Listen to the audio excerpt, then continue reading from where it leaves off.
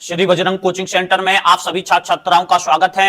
आज हम फिजिक्स कक्षा 12 के अंतर्गत एक 20 क्वेश्चन इंपोर्टेंट क्वेश्चन लेके आए हैं जो एमपी बोर्ड के लिए 100% एमपी बोर्ड के लिए इंपोर्टेंट हैं। बहुत ही महत्वपूर्ण क्वेश्चन है। आप सभी लोग इन क्वेश्चन को अच्छे से कंप्लीट करेंगे। देखें पहला क्वेश्चन,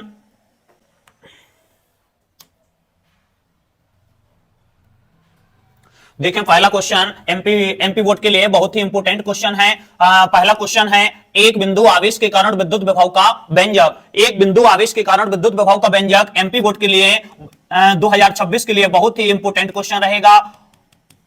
इसको आप अच्छे से कंप्लीट करें। और इस यूनिट के अंतर्गत एक और क्वेश्चन रहेगा, गॉस प्रमेय का कथन और गॉस प्रमेय की उत्पत्ति भी आपके लिए बहुत ही इंपोर्टेंट क्वेश्चन है। इसी यूनिट के अंतर्गत एक और क्वेश्चन है, एक विद्युत द्विध्रुव के कारण उसकी अक्ष पर विद्युत विभव का व्यंजक। ध्यान रखना, विद्युत विभव का व्यंजक 2026 के लिए बहुत ही इंपोर्टेंट रहेगा, क्योंकि 2025 में विद्युत क्षेत्र की 2025 में एक विद्युत द्विध्रुव के कारण उसकी अक्ष पर विद्युत क्षेत्र की तीव्रता के लिए व्यंजक आ चुका है। विद्युत क्षेत्र की तीव्रता के लिए व्यंजक आ चुका है, इसलिए 2026 में उसकी अक्ष पर हम विद्युत विभव का व्यंजक बहुत ही अच्छे से कंप्लीट करके रखेंगे।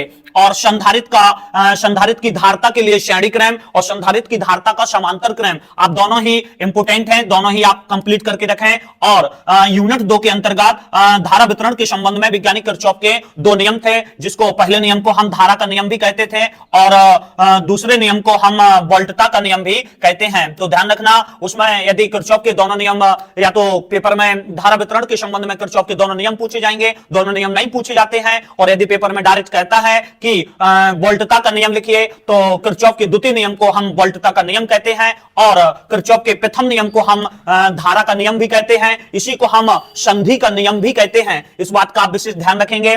और प्रतिरोध और विशिष्ट प्रतिरोध में आप अंतर भी याद करके जाएंगे, क्योंकि और ध्यान रखना, विशिष्ट प्रतिरोध को हम प्रतिरोधकता भी कहते हैं। कभी कभी विशिष्ट प्रतिरोध की जगह प्रतिरोधकता भी लिखा आ सकता है, तो ध्यान रखना कि विशिष्ट प्रतिरोध को हम प्रतिरोधकता भी कहते हैं। ये भी आपके लिए बहुत ही इंपोर्टेंट क्वेश्चन रहेगा।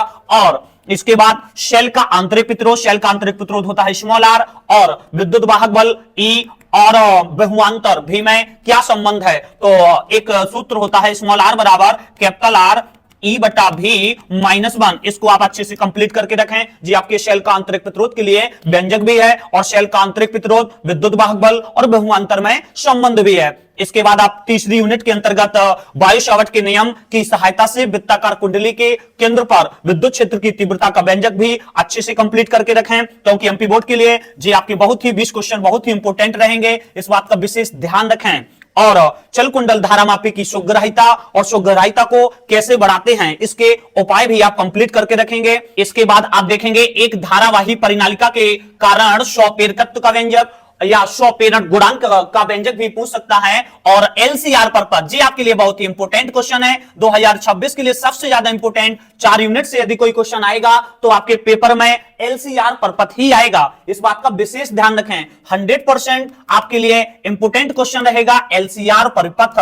सभी लोग इसको तो कोई छोड़ेगा ही नहीं, जी आपके लिए बहुत ही इंपोर्टेंट क्वेश्चन रहेगा। और ट्रांसफार्मर का चित्र, सिद्धांत, परिणमन अनुपात का सूत्र और ऊर्जा हास्य के कोई 2 कारण भी आप इंपोर्टेंट हैं, जो आप अच्छे से कंप्लीट करके रखेंगे। और परस्पर संपर्क में रखे 2 पतले लेंसों की संयुक्त फोकस दूरी का व्यंजक, जो आपकी एमपी बोर्ड की परीक्षा में 2023 में और 2024 में दोनों में लगातार आ चुका है, और अब 2026 में 100% आ सकता है। इस बात का विशेष ध्यान रखें। और सरल सूक्ष्मदर्शी की आवर्धन क्षमता का व्यंजक, जब प्रतिबिंब स्पष्ट दृष्टि की न्यूनतम दूरी पर बनता है और जब प्रतिबिंब कहां पर बनता है, अनंत पर बनता है। तो ये भी आपके लिए बहुत ही इंपोर्टेंट क्वेश्चन रहेगा।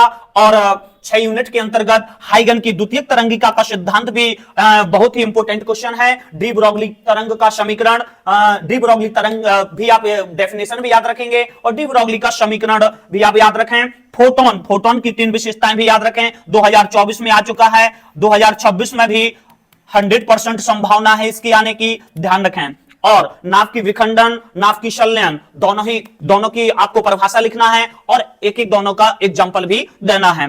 बोर मॉडल के सिद्धांत के अनुसार हम क्वांटम प्रतिबंध भी दर्शा सकते हैं। और यूनिट 9 के अंतर्गत केवल एक ही क्वेश्चन, बहुत ही इंपोर्टेंट क्वेश्चन है जो 4 नंबर में सीधा पूछा जाता है।